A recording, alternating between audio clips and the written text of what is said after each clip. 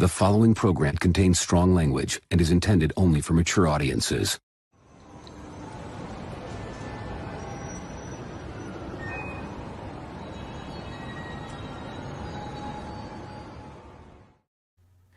Ladies and gentlemen, boys and the girls, welcome to Ox After Dark, the late night great night show where Billy Badfish, Mark Pearson, and Classy Thomas, aka SpongeBob SquareBalls, talk about our dreams, our lives, our trials, our tribulations, and more.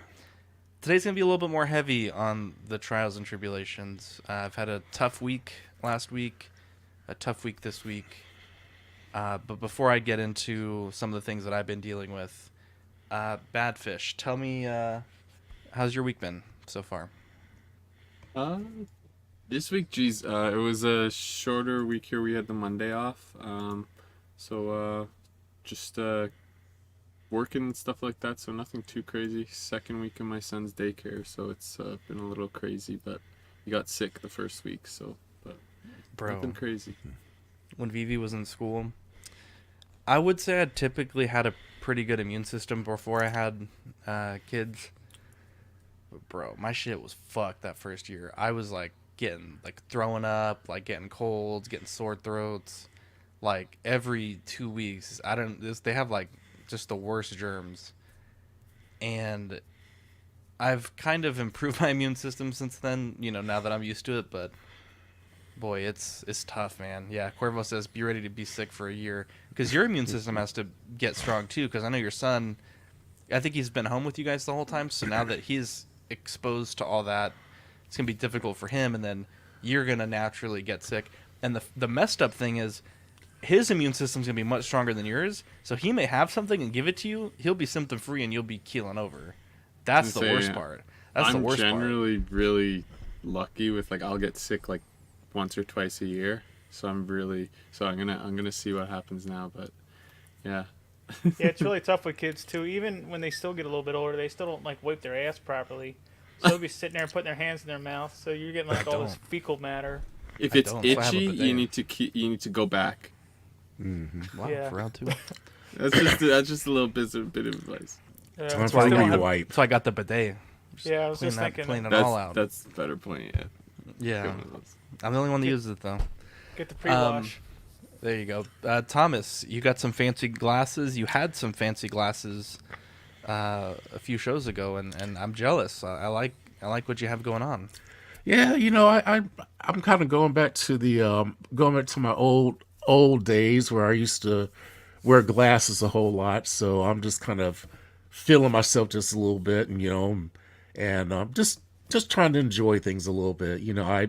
And and fortunately, I haven't had to go out and do anything crazy. I haven't had to pick up any folding chairs and smack anybody with it. So, just kind of keeping my smiles Yeah. going and my life happy, and just trying to do things that bring me satisfaction. So, There you go. That's the way to do it. yeah. That's the way to do it. Mark, how you doing today? How's your week been? You're home alone right now. Yeah, I've been home alone for about like 5 days, and I'll tell you how good it's gone. I was gonna get on the treadmill, but then I realized that the room the treadmill's in smelled like shit because of the cat. And we got a kitten, Jesus. and it's like I don't Uh-huh. know if it's the kitten food, but like that smell, it's like it's intolerable. So Uh huh. I went to go clean out the cat box. Well, then I didn't. There was 2 empty kitty litter boxes, so I was like, son of a bitch. So I ran out, spent like an hour grabbing cat litter, right? Mm-hmm. So then I go to put cat litter in the back of the, because I took the waste car, and there was a full thing of cat litter. So I spent Yeah. an hour wasting time. That's you pretty go. much how my whole week's gone. I am not a fully functioning adult. That's why I found a good woman. Like, I There am you go. terrible. Yeah. Literally, I go to work, and that's all I'm good for is a paycheck. That's it. Other than that, I just so effing bad, man. I'll tell you. Yeah. We had a storm and the power went out, and I was like, "Where's the candle?" Like, I'm a grown man. I was like, "Where's the candles at?" I don't know where the And then I couldn't find any matches. So I just sat in the dark like a loser, Jesus. and then went out into the car and charged my phone. It was like one of the sad realizations where it's like, you know what? I Or have your not. neighbors next door were just I like have not living like a matured. normal Wednesday afternoon. Yeah. I'm glad I didn't hear any screaming coming through because I felt like punching a wall. Well, they said the power was going to come on at 8 o'clock, and it didn't come on until after I fell asleep. There was So- a storm that like blew up a Yeah, there's a transformer or hurricane. something? A hurricane hit like a mile Jesus. away, but Yeah. I live in the middle of nowhere, so it just took a bunch of trees out and a decent amount of corn, which Yeah. you know. I don't really watch the news that much except for at the gym, and yeah, I guess there's a lot of hurricanes like Hawaii. I was shocked. I was completely unaware. I really haven't been paying attention to the news the last few days, and yeah, the island is like on fire from I guess a hurricane. I didn't quite understand how that happened, but Yeah, the images were awful. It felt so bad for those people. I was confused because I saw the same thing. I saw one headline said they were forest fires, another headline said like tornadoes. I'm like, well, which one is it? Yeah. But I guess Which it's which both. which Both of island was it happening? Which So I'm geographically challenged. I heard but Maui. I don't Maui? know. I don't They know said the it was name the of four Big islands. Island. Oh, Yeah. okay, that's Hawaii. That's the first one. Oh I yeah, think oh it yeah, was that's- Maui as well. Oh, okay, yeah, because the Big Islands where they still have the active volcanoes and Yeah, I don't think it was a volcano that blew up. Could be wrong. But yeah, some of the photos were heartbreaking, man. Like, oh man, someone turn off that. Yeah, it was. I just opened my phone. I'm sorry. You're good. You're good. You're good. Anyone else have anything about their week they want to share before we get into some heavy stuff? You know what? I dropped 8 pounds, so I wanted to Look see. at you. Look at you. I know it might not look like it because I was starting to get out of hand. And I cut back drinking. I was 3 weeks sober until Uh-huh. I heard about Zach's news. Oh God. And then my Uh-huh. wife's been gone, so I had a couple days ago, and then I literally just poured one for tonight. Did you begin sobriety for a particular reason, or you just wanted to cut out? No, it was just because I was getting fat. Okay. You know, It wasn't like your doctors were telling you to cut it back. or- when it's the summertime and you go to the beach or you go in the water and you're jumping around and you feel stuff moving, you feel your body moving after you stop. Yeah. You're like, dude, it's enough. And I Yeah. went through phases in my life where I was like really skinny, where then other times I had like a lot of like I was like a beefcake, had a lot of muscle, and then there's other times where I was like P90X, like I know you you know, used had to the do dick root. that. I was like, wow, Mark is really about that life. He's doing Mark, P90X. you're always our beefcake. Yeah. Aw. Sam Like, Giss literally- says, I doubt that Mark, probably about you're just good for a paycheck. I'm sure your wife and daughter would say differently. You're not giving yourself enough credit. yeah, it's good for 3.5 inches maybe, but that's about it. There we go, baby. Who's with me? I'm above average. I Googled That's all it. you need. Yeah, that's There you go. enough. Trust me, it's more than she don't want any more. Wow. She gets enough of me, so I appreciate that. So when does your family come back? They fly back tomorrow night. Very good. So yeah, but yeah, I've been running again, which is nice. I finally get that, like, when you first start running, like I was like I felt so heavy and like my legs hurt, like it was like instant shin splints. I'm finally getting to that point to where when I'm running now, I feel that like spring in my heel. So I'm gonna sign up. I'm gonna try and do a half marathon in Motherfucker. November. Jesus Yeah. Christ. That's what I said. When I go hard. It's just I tried to jog today and it hurt in the parking lot. It's not. I was Vivi. Well, I the opened the thing car is- door and one of her little coloring pages fell out, and she was like, "Can you get it, please?" I'm one of those people now. I gotta warm up before I exercise, Mm. and I just Yeah. feel like, and it just makes me sad. It makes me so sad. I prefer Yeah. swimming if I'm gonna do the cardio. I like easier. if I feel like Yeah. I'm suffering, I feel like I'm getting more out of it. You know what I mean? That's but that's life. You know? I walked up the stairs. There you go. There you go. Yeah, that's an accomplishment. Ain't Look, nothing. I'm about to start chair aerobics. You know, look, I'm close to 60, so you know, I got Oh, are I ya? got to I'm 58, so I do whatever I can do. But yeah, I've been seriously looking at chair aerobics because, you know, I got back problems and all kind of issues. So I said, you know, hey, you know, and I saw this really interesting workout in the chair, and I was like, man, that looks like it's a good workout. So, So I'm trying to work myself up to doing that because everybody keeps telling me, you need to exercise, you need to stay fit. I'm like, hey, you know, I'd Yeah. rather eat Cheetos and watch Judge Judy. So Wow, You Judy just, you just Justice. gotta get in the habit of doing reps, doing like 100 push-ups a day, and then just going for a half-hour walk. You'll be fine. yeah, Yeah. So we got Toy Mafia, Quinn in the chat, Sam Gist, King Dingaling, John the Everyday Collector, Ben Thomas, Cuervo, Chuck, Bob Dylan, Danny Lee, Yomo, Eddie Aero Maestro. Let's see here. Ba-ba-da-ba. King Dingaling. If I'm missing anyone, just let me know. Danny Lee, Cuervo. We got Mario in the chat. So let's I guess let's talk a bit about what happened this week. I'm likely to cry, so if I do, I'll probably turn my camera off. And I've kind of already prefaced you guys that the panel that if it gets difficult for me, I'll just have you guys read comments or just chat for a bit. It's not going to be the whole show from this point forward, but we'll spend some amount of time talking about it. If you guys have questions, or I don't know, if you guys just want to provide any sort of commentary on what I'm saying, feel free. And then we'll talk about aliens or whatever else is going on in the world. I really wanted to talk about that Alabama fight. The chair. I don't think that we actually can. I think YouTube has taken all the videos down for it, and you can only really watch them on Twitter. I couldn't find anything on it. So I was going to talk about that, but I don't think it's possible. So, before we start, just a bit of a warning for those that may not know. My wife and I lost our son last Tuesday, and I feel like personally I do want to talk about it. I think I would like to talk about it a little bit because obviously you guys are my friends. So many of the community has stepped up in just a beautiful, tremendous way. I'm forever in the debt of everyone that has, been so kind to my family this past week. But I guess we'll start with Monday night. My wife and I had a wonderful evening. We had, had a wonderful dinner. Went to one of our favorite restaurants. Normal evening, right? I knew Victoria had work early in the morning the next day.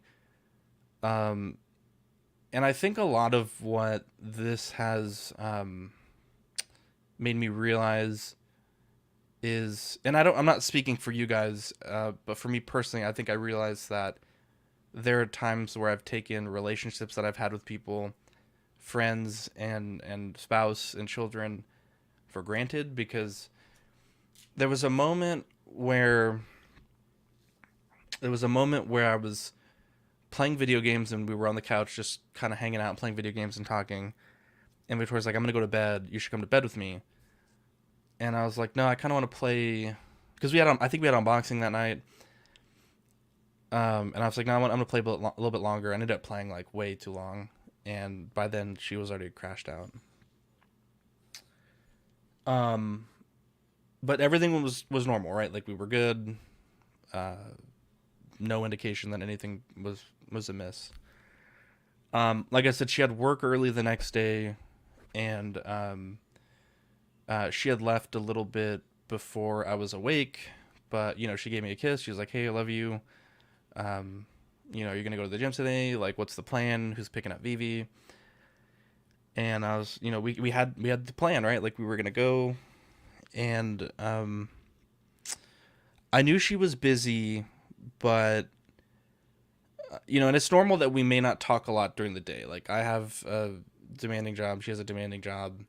We kind of touch base throughout the day when we can. But again, nothing unusual, right? Like I finished a 3D print for her that she hadn't seen before she left. Sent her a picture. She's like, "Oh my god, I'm so excited!" It was a Sylveon print. It was really pretty, and she had been wanting one for her PC. And again, like she was like, I'm going to a presentation. It's going to be a few hours, but I'll text you if I can. And at 10:43 in the morning, I got a call from her, and right away when I answered, like I knew something was wrong. Her coworker was on the phone, and her coworker was basically like, "Hey, Zach, there's been an emergency." So I have some notes here that I'm reading off of just because I needed to prepare myself. But she said that Victoria, she's with nurses and the EMTs right now, and she's bleeding really badly, and she's going into shock, but they're trying to stop the bleeding. And I don't know why, but my first thought initially, which is a terrible reflection of our country, but my first thought initially was like, was there an active shooter? Like she works at an office. Like, I don't understand why she would be bleeding. Like, did she fall? Did she hit her head? Like, I don't really understand. And the person was like, and I asked, like, is she awake? Because the way they were talking was like, they didn't really know. Like, people were asking what her last name was, and I could hear it in the background. And the person was like, she's going into shock right now. She's awake, but she thinks that she lost the baby. And so immediately, like, I'd only been at work for about an hour and 45 minutes. I told my supervisor that I needed to go, hopped in my car. I'm fortunate because I work really close to the medical center. We live really close to the medical center. So I didn't really know what to do. One, I didn't know where to go, and I didn't know, like, if my son was okay, if my wife was okay. But I knew I didn't want to be alone. And so the first person I called, who is always the first person I call when I feel overwhelmed, is my dad. And telling him what had happened, and again, I didn't really quite know for sure, but I needed to prepare him because I know he would call my mom, was like, hey, I just want to let you know something really terrible happened, and, Victoria may have lost the baby. And I started driving to the hospital, and her coworker had called me back and was like, hey, just letting you know, like, they were able to stop the bleeding. They're just trying to get her to a point where they could move her. But you can, like, we put you on the security list to get into the building if you make it here. And the way she said that, I was like, I need to go get my daughter. So I turned back around and went to get my daughter. I called her school, and so normally she has like a daycare summer camp thing. And they do swimming. And I called them and I was like, if Vivi's in the pool, I need you to get her out of the pool right now and get her dressed. I'm going to be there in 5 minutes. And so they're freaking out. They're like, what's going on? And I had kind of explained a bit about what happened, but I was like, I need to get her. We need to go right now. And I think at that point, the significance of the situation hadn't really set in yet, because I was just kind of like going. And it wasn't until I parked my car and the daycare owner had met me outside and was like, tell me what happened. And it, like, I just broke. Like, there's that moment, like, I don't know if you guys watch Spike Lee films, but it's like the dolly shot where you're like out of person. And saying out loud for the second time when I wasn't like driving or like trying to get somewhere, just broke me. And it was such a hard thing to say out loud. But I got my daughter and I had to sit her down. And I remember telling her, like, look, there was an accident. There was an emergency. I don't know if your mom's okay. I don't know if the baby's okay, but we need to go right now. And we need to hurry, and we need to say a prayer because it's really not good. And was probably not the best way to break that to a 6-year-old, but I didn't really have the time or the words to really express that, I think, in a more appropriate way. And so, of course she started crying, which was tough to see. But we got to the hospital and we actually made it there before they had left her work. Like, that's just how fast we got there, and it took them a while to stabilize her where they could move her. And we ended up kind of playing musical chairs in the hospital because she was both an emergency patient and a triage patient and a NICU patient, because of my son was only 5 months, and my wife was obviously pregnant, and then it also was an emergency. So I kind of went like running around the hospital, and eventually they were like, well, if she's in an ambulance, they're gonna take her through this hallway so you can meet her there. And we at this point, like, I had just known that there was an emergency. I had talked to a security guard, I talked to her teammates a few times, but no one really told me the status of my son. And it wasn't until I saw my wife getting off the ambulance not with my son that I really knew, like, something really bad had happened. And this is pretty graphic, what I'm gonna say. It's not really graphic, but it's really hard image. But when we finally got to the hallway where they were gonna take us through the back of the hospital to get to the there's like different floors, like emergency, then there's like emergency triage for people delivering. It wasn't until I saw them holding a bag that I really knew, like this is not good. And my heart just dropped. And I remember Victoria saying, like I tried to save him, like I tried, and she was just apologizing and crying, and I just had to tell her, like, it's not your fault. It's we'll get through this. And I was really disappointed how, and I understand, like, they're just trying to get her into this area, but I really felt like there was a certain lack of dignity in the way that they handled my son from the ambulance to the room. And it wasn't until they got him into the room that that nurses took over in the hospital that I felt that he was really treated with any amount of dignity, and it really upset me. So they got Victoria in the room, and Victoria asked to see me alone first. And at that point, they were kind of, the nurses were, which they showed a tremendous amount of respect to our family. So once the actual hospital nurses took over, I felt like it was more respectful. But they took my son out and swaddled him, and it's hard because you think of, like, babies as, like, this joyous, like, life and happiness, and this was just none of that.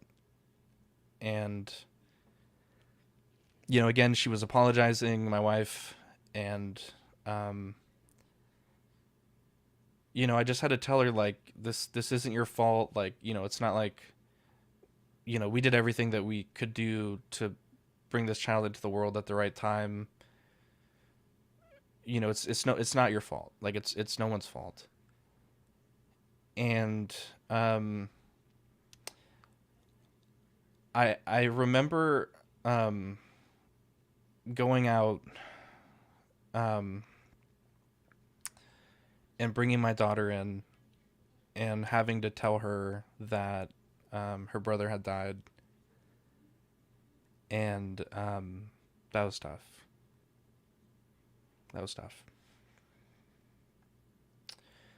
But she was strong. She's very strong. And we came into the room, and it was sad. It was definitely a complete 180 of, when my daughter was born. And my daughter held our son and gave him a kiss. And for her, there were people that were in the waiting room with us. Her teammates had all left work, and she's a kid, and she didn't. For kids, really shouldn't see that stuff, because when babies are born premature, it's not a pleasant look. My son's beautiful and I love him, but it's not something that I wouldn't be offended if I ever offered any of you guys to see my son if you had said, like, no offense, but no thank you, because to see that it is a difficult sight. And so I could tell she was really sad, and the team that was there, they were playing, coloring with her, and they were so nice to her. Her team is so nice, and she just wanted to go back to the room. And I think as a kid, like, for her, death is a very matter of fact. It's not like, she always asks me, like, well, are you going to be old when you die? Or are you going to be, like, when are you going to die? Like, she doesn't really get death. She understands that it's a permanent thing, but I think she's too young to understand it. And so, she went outside, and by that point, my mom and dad had made it to the hospital, and the look on their face, again, just broke me. And I remember we went to the room with them, and talking to my dad this weekend, he was just saying, like, I wasn't sure if we were going to see your son. And he's like, I wasn't prepared to see that. And I probably should have prefaced him with it, but I appreciate that my dad has always been able to show emotion with us. We've had a lot of things happen in my family lately, and he's never been shy about expressing grief or happiness and sadness. But yeah, we all just broke down, and it was it was sad. Telling Victoria's mom, because Victoria's mom doesn't live in San Antonio, was super hard as well. But there was still a lot of things that had to happen still. Because my wife had delivered the way that she did, that they still needed to do surgery on her to kind of complete the process. I don't want to be too graphic, but I remember when she left, it was kind of like, my son has died today. I don't want my wife to die today. And we talked with the doctors about the risks of the procedure that they were doing, the risks of how the different options that we had to perform that surgery. And, I think, I don't know, God, this is really shaking my faith, but I was thankful that my wife came out of the surgery,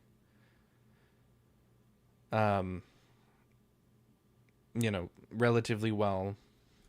But I remember we gave each other a big hug, and, we had my daughter give my wife a hug as well.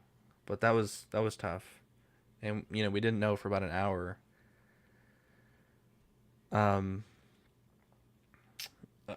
Rewinding just a little bit, we there was two things that we did that I'm really thankful for. Actually three. So when we found out that we were expecting, my wife and I had an agreement that if there ever was a situation that would come up where we had to choose, that we would always choose my wife to survive.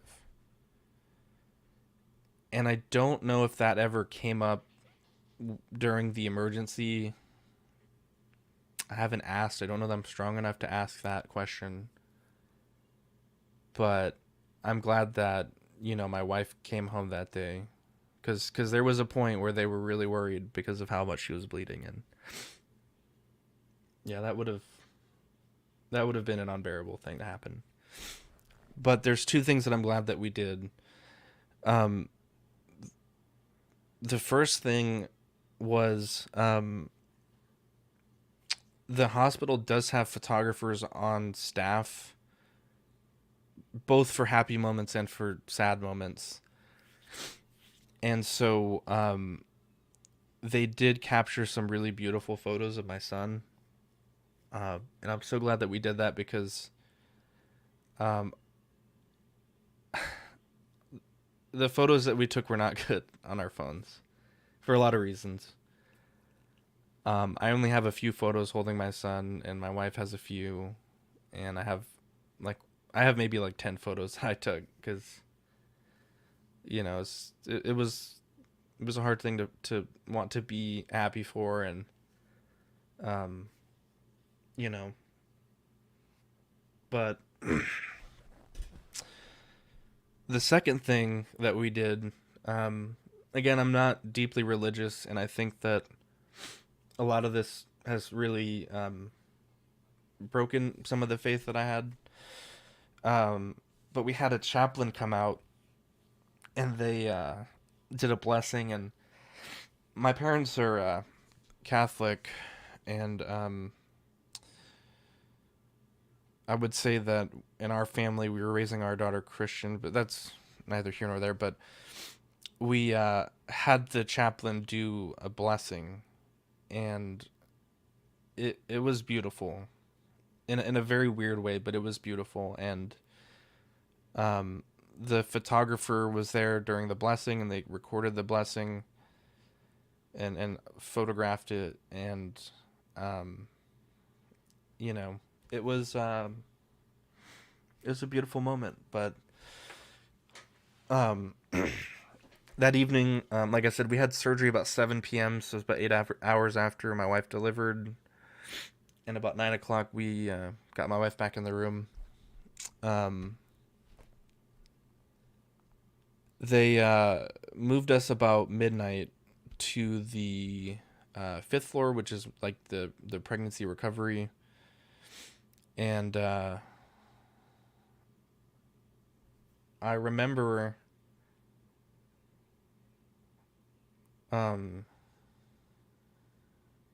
this is kind of hard to say, but they had asked us if they wanted to take our son to the 5th floor with us.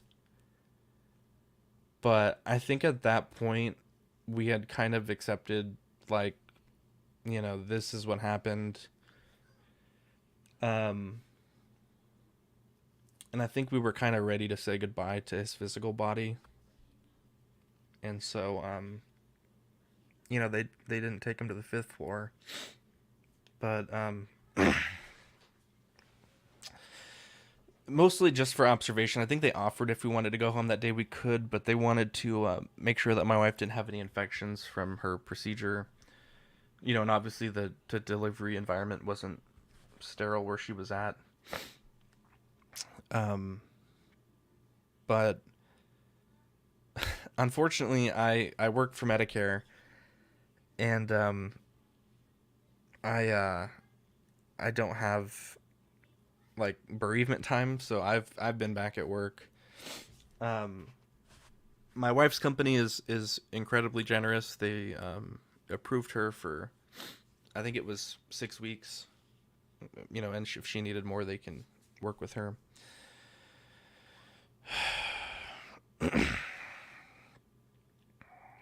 And yeah, we left the hospital, and it's been a weird experience. I mentioned yesterday there's some wonderful charities. The chaplain had connected us with two of them. One of them, they gave us a really beautiful bereavement box. In fact, both of these charities, I want to do something next month, or what is it, August right now? I think October is the pregnancy loss awareness month. And so I want to do something each year to honor that loss. And you can one of the boxes that we got. So we got two bereavement boxes, one from the hospital, one from the other charity. And to sponsor the charity box, it's only like $25. So we're gonna make some personal donations and try to do a donation drive in October. But the other charity that's helped us out is called Any Baby Can. So they do a lot of stuff. A portion of what their company does is, for loss like this. And so they had offered us a casket and a plot, and to pay for the burial of our son, we would just be responsible for, I think it was only about $1,000, which was, for something unplanned like this was kind of a lot. I mean, it could be done, but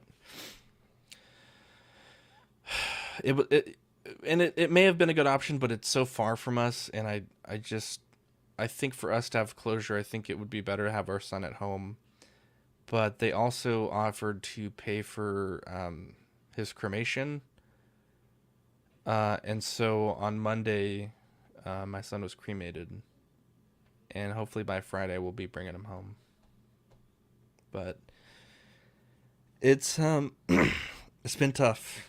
It's been a tough week, but I feel like, having, again, I'm kind of weird. I have some friends, but I said it yesterday, I'll say it again. I feel like 95% of my friends are collectors, and I've felt the love from that 95%. I know Badfish had, and Marco and a bunch of people. There's a lot to name, and to be honest, I'm sorry, I don't have a list to thank, but so many people stepped up in such a beautiful way that has been, it brought me to tears yesterday during the show and after. It was beautiful. Since then, it's funny because we were thinking like this week ordering car seats and cribs and stuff like that, and instead we were ordering an urn and deciding if we wanted to do a funeral or a memorial service. And it's crazy to me how I said earlier, like, taking things for granted, like just how quickly things can change, because as of 10:42 a.m. I was on top of the world, and by 10:44 I was a broken man. We've had a lot to deal with since then. Some appointments that we needed to take care of with like the funeral home and my wife's doctor. We've been assigned an agent from our insurance company because the claim is going to be probably tremendously expensive for a lot of reasons, and I just don't even want to think about it. We've, as a part of one of the charities that we work with, they've offered us counseling, which I think we both agreed that we're not ready for at this time. But yeah, it's been tough. And I know I'm really weird. Like, I always look for meaning in things. And a few days before all this happened, a butterfly had landed on my wife's belly, and it just stayed there. It was so weird. And like, just wouldn't get off. And she was sitting outside, and she thought it was cute, and she took a bunch of pictures, or a video of it rather, and then eventually she had to shoo it off. But in a way, I feel like that was kind of, I don't want to say like the moment that we may have, all this stuff may have set in motion, but it was just such an odd thing. But yeah, it's been interesting week for sure.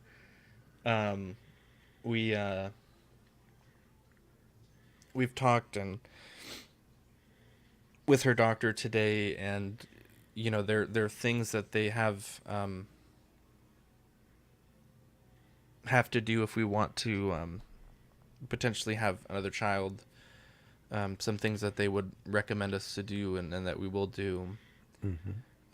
They think that we're essentially, I guess, whenever we want to try again, that we are healthy enough to do that. They're just some procedures that they will do to my wife to be sure that this won't happen again. Hopefully, it's not 100% guarantee, but at least they kind of have some diagnoses. As far as why my son passed away, when they're that early, they're just not compatible with life, and so even if this stuff had happened on the hospital floor, it's just not something that was possible. But we've had a lot of talks, and I think we've decided that we do want to try again. And God willing, we'll have a baby sometime soon. But yeah, this week has been a whirlwind of emotions. Or last week, rather. Saturday, we had just announced the gender. Just so many beautiful comments from our friends, and Tuesday, everything happened. So it was just a wild 72 hours for us, and again, I can't thank all my friends enough. So many wonderful messages, phone calls, texts, wonderful gifts that Badfish and Marco have put together, and even just some people reaching out privately. It's incredibly appreciated. I've always said that I feel like I don't deserve the things that you guys are doing for us. Before this happens, I still feel that way. But just know that even if you just send a message, it is so incredibly appreciated. That you guys are there for me, and I do offer the same thing, right? If any of our listeners are going through a tough time, or for anything, even if something silly. I know I'm not the best at writing back all the time, but I really do try. But my inbox is always open. You guys have my email, zack@collectingweekly.com. You can always reach out to me, and I will do my best to be there for you, as so many of you guys have been there for me. Hey, Zach, can I ask you how Yeah. Victoria's doing? Of course.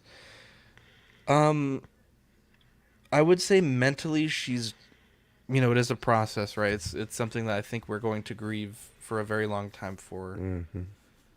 Physically, even under the best of cases, pregnancy and a delivery does have a tremendous impact on your body. Yeah. Badfish, I know that you have just you and your wife had a son, and you're not spring chicken right afterwards.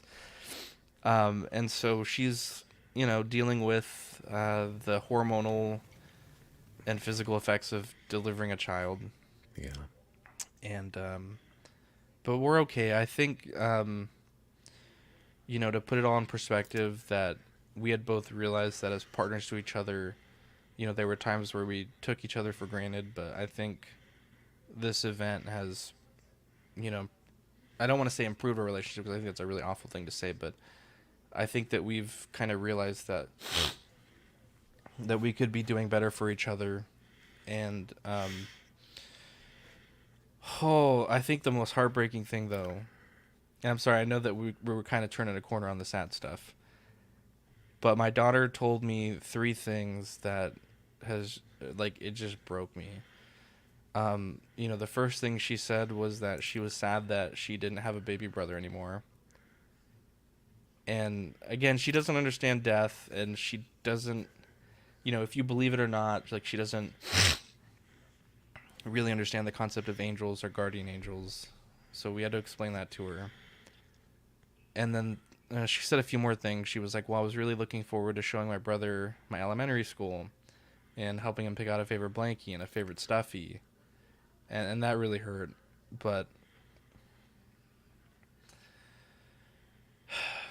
far and away, I think the most touching thing that she's told me is because the first night she didn't stay in the hospital. She obviously went with my parents. And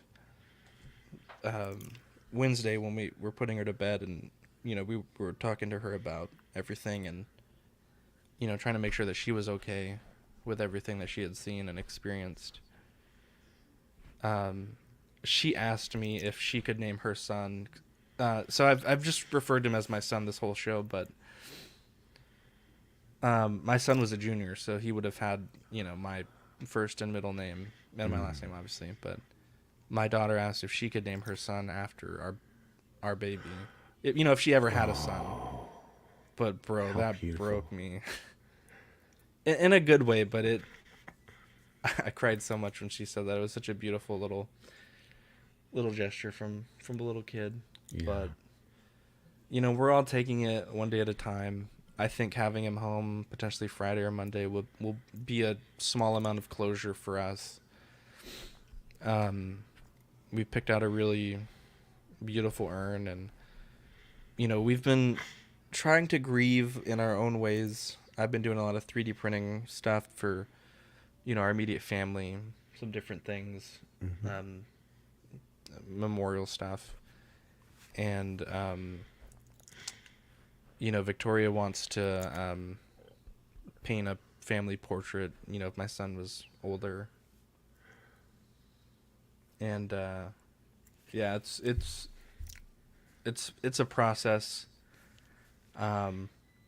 There's some kind of silly things that I want to do for my wife to help her get some closure, because she kind of joked about some of it, because I think there is humor even in dark times, but she was like, I was so upset. I had just ordered Starbucks and I had just got it and went back to my desk right before this all happened, and she's like, and I didn't even get to eat it or drink any of my Starbucks. And so sometime this week I'm going to take her out to Starbucks and at least get some closure on these small things.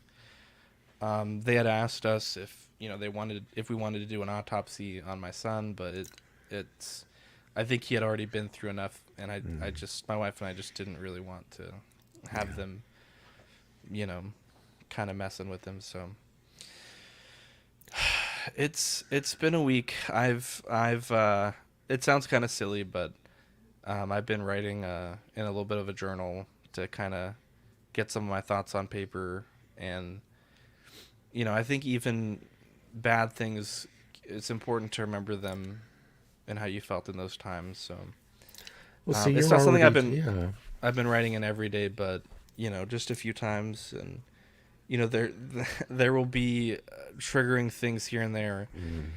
We went to Hobby Lobby to get a shadow box for my son to put some of the stuff that he wore in the hospital in a shadow box. And I guess they're getting ready for Christmas, which seems quite early, but we had went into the Christmas Island accident, and there was a huge wall of Baby's First Christmas, and my son was due in December, so that was pretty triggering. Yeah. There's some things that I was really excited for personally. Many things, obviously, being a dad, but there are two items that are very near and dear to my heart that my mother made me when I was small. My dad was an Air Force veteran, and he has served in Korea and Kuwait and Afghanistan. He's been all over the world for our country. And when I was 1, he went to Korea, the good Korea, I think it's South Korea, for some sort of training that they were doing with the Koreans up there. And when I went to visit him, my mom had, while we were there, had this black backpack with my name embroidered on it. And I was so excited to take a photo of my son with that backpack. The second thing was, again, when I was quite small. Same thing. I think my dad was still in Korea. But my mom had made a like a onesie with my name on it. And it was kind of funny with Vivi. I kept putting it off, like, oh, and by the way, you guys are leaving really beautiful comments, and I'm reading them, I promise. I feel like if I start reading your beautiful comments, it's gonna make it even harder. So she had made me this onesie, and with Vivi, I kept thinking, like, so Vivi was born just a little premature. It wasn't like significant. It was only about like 3 weeks, 4 weeks premature. And so she was too small to wear it when she was born because I was a pretty big baby. And I kept like, oh, we'll do it next week. We'll try it on next week. We'll try it on next week. And by the time I remembered it, with everything going on with Vivi being a baby, she had outgrown it. She had like this crazy growth spurt. And I was like, fuck, I missed my chance. And I don't want her to be all silly wearing like a thing that's like 10 sizes too small. And I think we had moved and we had misplaced it, and I just could never find it. And it was funny. I had found both of those things about a month ago when I was cleaning out my garage. And, I was really looking forward to a photo of my son in that. And then in our family, we have a lot of, they're all grown up now, but my daughter is one of the younger. But there's this one set of pajamas that my uncle had always liked. And if you may or may not know, my uncle had passed away a few years ago, but he was in a wheelchair. He was paralyzed from the neck down. And one of the things that gave him joy was seeing all his like nieces and nephews, or great nieces, great nephews, however you say it, wear this little blue and white onesie. I don't know why. He just started this tradition, and the tradition was you would go to the house and your kid would wear the stupid onesie and take a photo. And my grandmother has this collage of like 15 kids wearing this fucking onesie. And I was so excited for my son to wear that thing. Mm-hmm. And, yeah, it's just, looking at it, all the things that were taken from us, it's tough. But, hopefully this week we'll have a little bit of closure on everything. I think after this week we're kind of done with the appointments, and we're done with, having to, well, we're not done with the insurance stuff for sure, but we'll figure all that. I mean, what's the worst they can do, right? So yeah. And again, I appreciate you guys being willing to be here. I know Dean had wanted to be here, but his internet it's funny because his router is called Skynet, and I think Skynet became self-aware because it's not letting him get on the internet. And yeah, I know Marco had wanted to be here as well, but I think he got stuck at work, and we're kind of down bad on the CW team, but it means a lot that you guys were here. I know, I had prefaced it with you guys that it's not normally we goof, gaff, and laugh on After Dark, but I think I could probably count on one hand the number of times we've had serious After Darks, but I know the anxiety one was a pretty serious After Dark, and because of the nature of this show, this one's probably going to get locked down pretty quick, so probably by tomorrow morning. But if you're a Patreon member or someone that's watching it live that wants to that you're not a Patreon member but you may have missed it, just send me a message. I'll send you the link. It is going to get locked down pretty quick though. Well, Zach, I got to tell you that a couple of things. Number one, I am really, really proud of you because you seem to be healthy enough to be able to express your emotions and how you're feeling. The thing about grieving is what messes people up is when people hold on to stuff so tight and won't let go of it. That's what starts to tear their lives up. And a lot of those people at that point then really need counseling. But you're doing something really healthy just by talking and feeling free to talk about it and feeling free to know that you might become emotional about it. So I just want to say that I'm proud of you for being willing to show vulnerability.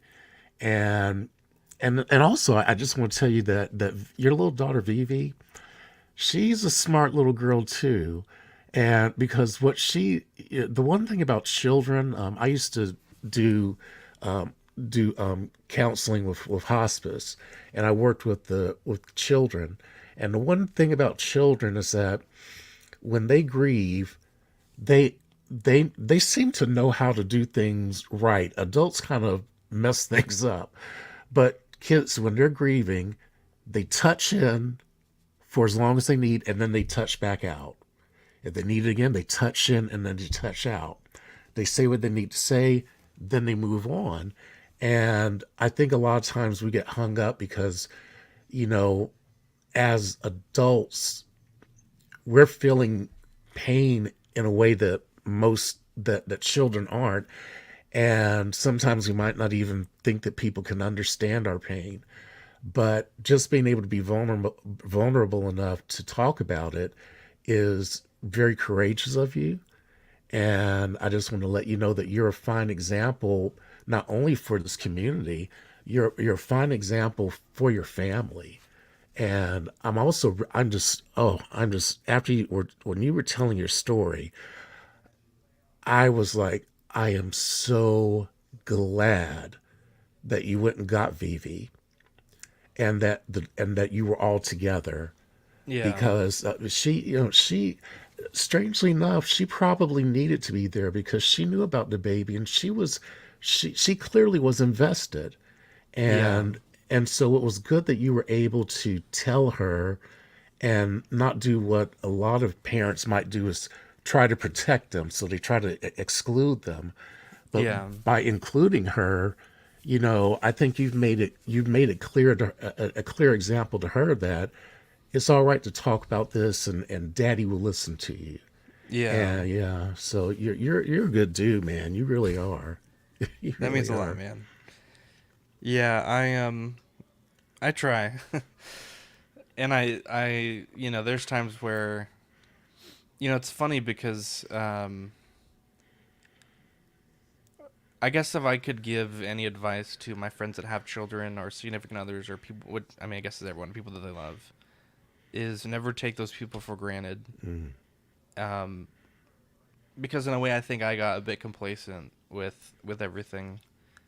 There were long nights where, I wanted to play video games, or I wanted to, do a little tweaking on LSPDFR, or, I wanted to just kind of, go over analytics and dig into that for a few hours when I could have been, a better husband or a better father.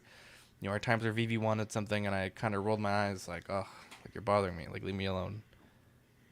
But I think that as fathers or spouses or friends or, whatever you may be, I think don't take people for granted, because that shit can change real quick.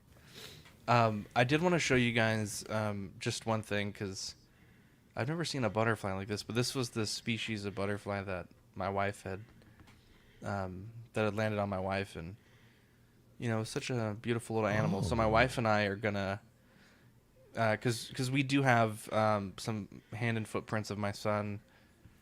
We only have a pair of them, but we're gonna get them sort of put together with the butterfly and my son's name and the date that he had passed away. But it'll be a nice little tattoo, and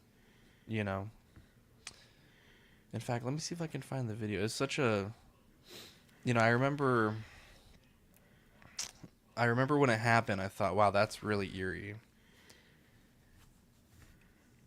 because I'm just weird like that. And now that we've kind of seen how everything has shaken out, I still think that it is incredibly eerie. But let me see here. So this is that video here, and I think still, like, a lot of the photos of my son and everything are still very private, so I don't know that we're sharing those just yet. But just such That's an the odd butterfly. just an odd little thing that happened. And I'm such a weird person. Like, I just find the symbolism and everything, and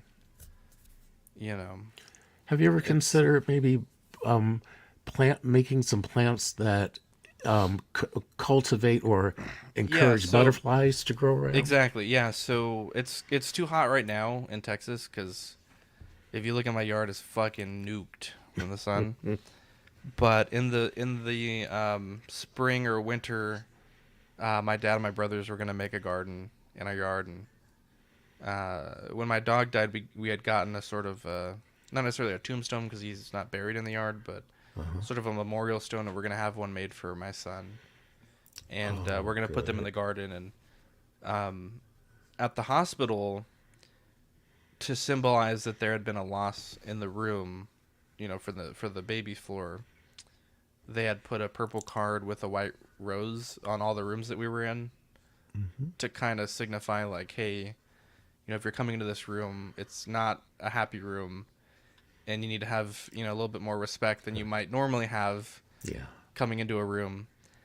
And I think we're gonna plant some white roses and, kind of have a real beautiful space for him. And yeah, it'll be nice to have him home and have that little space eventually. Yeah. Ben is saying here, I felt that way when my engagement ended. So many nights I wanted my own time to do anything else. Now I spend most nights alone. One of the toughest thoughts was knowing I'd never hold that person again. Yeah, and Ben, I just want to let you know as well, like, we're all here for you as well. And, for everyone that is going through anything, like, I can't stress it enough. My email is open. My inbox is open. So many people have been very helpful for me. And I do want to be able to return that favor to the community.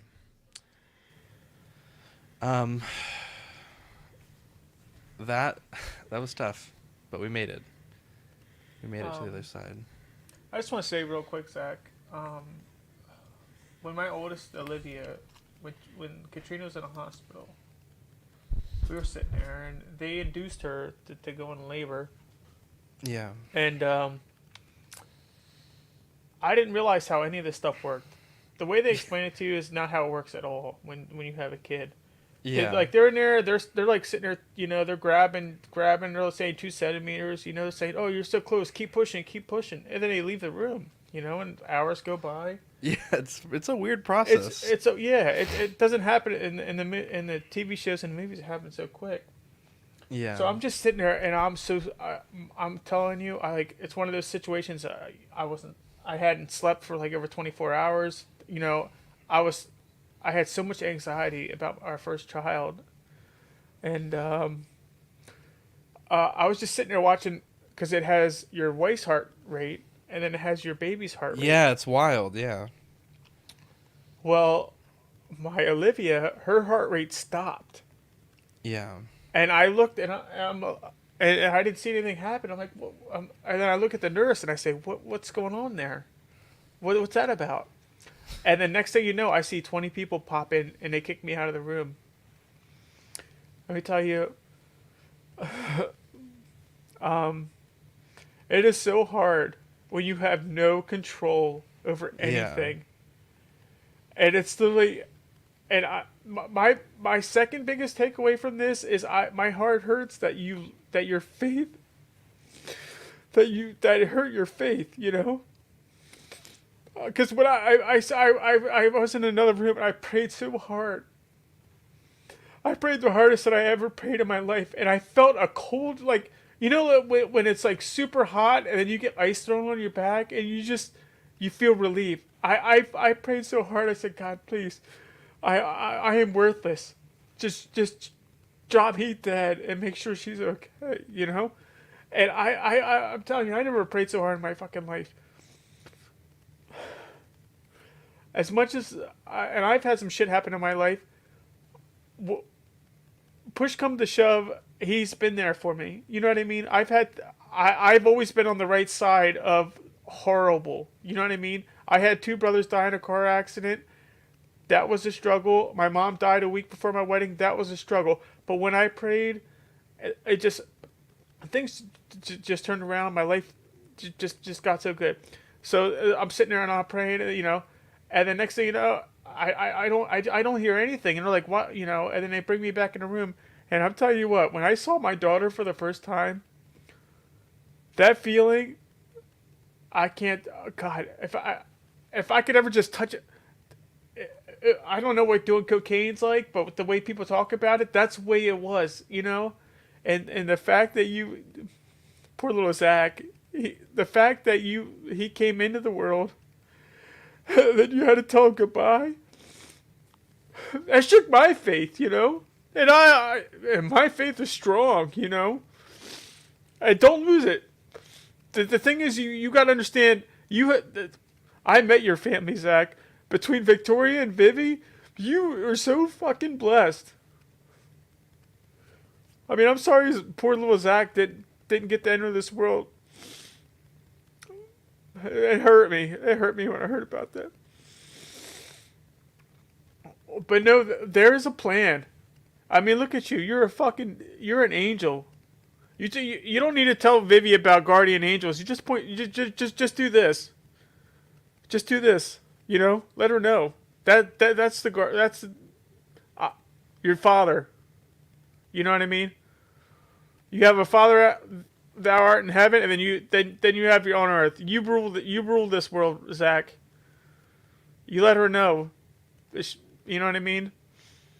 Poor Vivi. She'll have a brother or sister. You know what I mean? Yeah. Sorry. No, it's okay. It'll take time. I know. I know there is a plan. You know, it's tough to come to terms with that. It'll take time, Mark, but you know, eventually it'll be there. But you know, it's tough to imagine the why. You know. Yeah. And I'm still processing it all, but you know, yeah, I prayed a lot that day on the way there, and you know, it's tough. It's definitely tough. But you know, like you said, you know, there's a plan. You know, one day hopefully Vivi will have a brother or a sister. Well, let's be honest. Vivi did. She didn't have a chance. You know what I mean. You know what I mean. Yeah. And we told Vivi because it's so the same thing. Like she's like, "Well, I don't have a brother." It's like, "Well, you do. They're just not physically with us," and that's something that's hard to explain to a 6-year-old. Yeah. But yeah, it's, you know, there will be a time and a place that perhaps we'll be blessed to you know, to have another child, but and literally it's the weird timing could because- not be worse. yeah, it's weird because it's so weird because ever since I was probably in 3rd grade, I just knew that my son would have my name. Like I just knew it. And he did. But you know, Well, didn't I quite hope turn out how we hoped, but I hope when you have another son, Zach, because God owes you a mulligan. yeah, exactly. That you just give him Zachary the third. You know. And I kind of, I don't want to say George- joked about it, but Duke Leto the second, you know, it was like in Dune, Paul had 2 sons named Yeah. Leto, but Hell, George don't know. Foreman named his daughters George. He So he's named got all his eight- children George Foreman. Eight of them. 8 of them are named George. Jesus. Yeah, I don't. That's a long talk. I don't know that I could name another son that, but it's tough. But you know, I'm glad that we I'm glad that we were able to talk about it. I'm really glad that Mark was able to be here. I know Mark has wanted to be on for a while, and Yeah, you know, the unfortunately, we had hardest- to have you on yeah. the hardest episode that we've ever had to do. I don't know when I asked you, Zach, but I was like, man, I miss you guys. I'd like to be on After Dark. I think this was like 2 It was or like 3 the days mon- before yeah, it yeah. happened. Yeah. But you know what, Mark? It was good timing that you asked that, because I think you needed to be here today. Yeah. I think you Honestly, need to be. I think I needed to be here just for my own self, to be honest Yeah. with you. Because my wife and kids aren't here. Yeah. Dude, it's Yeah. tough being alone and feeling that sorrow, because I feel like Zach's part of my family. And I remember I was talking to Katrina about it, and then it was tough, you know. And then my Yeah. kids were like listening in, and then Katrina was, you know, she was getting choked up. So I was trying to explain, and then I explained to my daughters, you know what I mean, like the different situations between when I lost my brothers in a car accident, my mom, Yeah. you know, the situation with Olivia when she was born, and even I know I talked about it. I don't remember what it was. I don't even remember what it was. The whole last like 2 years have been like a weird Yeah. fog, you know. But like when I had to put my oldest daughter, the same daughter, in like a rehab place for Yeah. like a suicide watch for kids. It hit me like a ton of bricks because my daughter was like, she was wearing long sleeves all the time. And I'm like, you're not, you know, I'm super white. I'm not a equator type person. You know what I mean? We're more, Yeah. we're closer to the poles. So she was wearing long sleeves. Well, here my daughter was cutting herself. Oh my Yeah. god. And the idea that the person that you would die for is hurting themselves on purpose. I'm telling you, man, there is nothing that helps you with that. There is no comfort. Yeah. All I had was prayer. That, I mean, honestly, for me, that's all I had. And then I had you guys. Yeah. You know what I mean? Because I told you guys I was having a tough time. I had people. Man, I felt like a Instagram bitch because I had so many people dropping my DMs like crazy. Yeah. You know what I mean? And then that made a total. It's amazing what the difference. community rallies around people. Yeah. How's your 100%. daughter doing now, Mark? Oh, she's doing great now. Oh, good. You know Yeah. what I mean? And it's just hard to believe that it got to that point without me noticing. You know what I mean? So then you go through that whole anxiety of like, what the hell are you doing? And like Zach said, when this stuff happens, every time like my one daughter wants to show me something where I think it's stupid, you know what I mean? She wants to show me a TikTok or a YouTube short or something, and I'm just like, oh god, you know what I mean? And then you see this shit happen, and then it's like, no, but give her all the love and more. Even you know what I mean. And then it made me like I went and visited my dad after I heard about this. I went and visited my dad because I was like, it's just like I need to see that person where it's like his job in life was to make sure that I got here. You know what I mean? Yeah. So it's tough. It's tough that Zach was robbed of that. You know what I mean? Yeah. It hurts my heart for you, Zach. I'm really sorry. It'll be good to see you in Oxcon, buddy. We'll have some Oh, good dude, nights together. I'm gonna. It's I'm gonna nice because cup the balls. Mark is Yeah. gonna stay with us at Oxcon, so we'll have some good chats, Mark. Yeah, 100%, bud. But yeah, I don't want to plug any YouTube stuff today or any giveaway stuff. I think we had a nice warm close and Yeah. don't really want to sully it with that.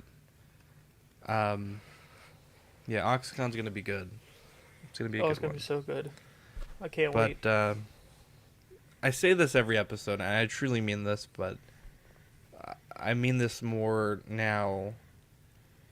Sam, Oxcon is, let's see, September 22nd, 23rd, and 24th. And it's funny because my anniversary is September 22nd. Oh shit, we're gonna take you out for your anniversary. Yeah, there we go. But I truly love you guys on the panel and in the chat. I say it all the time, and I know sometimes we kind of just throw it out there, but I really do mean it. And if I can ever be there for any of you guys, you know, you guys have my email, Zach, Z-A-C-K at collectingweekly.com. I hope that one day that I can repay you guys for all the love and support that you guys have sent me. But Mark, I got a package coming your way. It'll be probably next week, but I got a little care package coming from you, unrelated to all this stuff. Oh, I today, know. but All that you got stuff some Zach's happened right Wonderland before. stuff, Oh, and yeah. got a nice little sweater for you, or a shirt for you rather, and something for Katrina as well. But Well, I tell you what, Zach. Though I wish I could come to Texas with you and be there with you guys at Oxcon. One year I'm going to be able to make It's never it. too but late. It's never too late. Yeah, that's actually a weekend that my sister's going to be coming in town with one of our dear friends. So I'll be here entertaining them. But I'll tell you what, if I could, I would scoop you and Victoria up in my arms, nuzzle y'all to my to my B's, and let you motorboat me. That's what I would give you. dreams do come I true. will let you motorboat my B cups. Well, Thomas, if you ever want your beehole motor boated, You can always come down to Texas, and you There always have you a place go. to I'll stay. tell you buddy. what, Katrina being gone for 5 days, I'm ready to motorboat whatever you put in my face. Yeah. Well, love you guys, and again, sorry today wasn't as somber as or as happy of an episode as we normally do, but I always say that After Dark, it's our dreams, our lives, our trials and tribulations. I love you all. We got the And we'll- tribulations too, part Zach. covered. We'll catch you on the for a next while. episode, boys. Yeah.